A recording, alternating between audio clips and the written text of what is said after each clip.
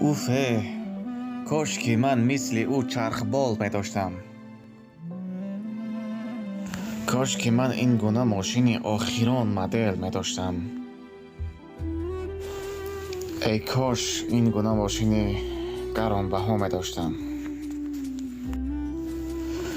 کاش این گونه ماشین زمانوی می داشتم. ای کاش من ماشین می داشتم. خسته شدم از این دوچرخه.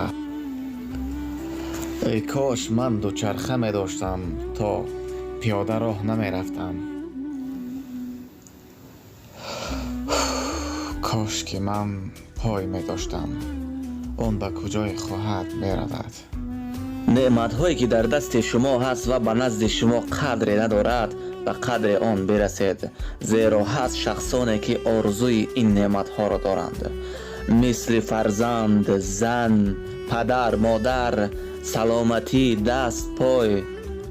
به قدر این نعمت های خدا برسید، زیرا که از این نعمت ها حتما خدا پرسان خواهد کرد.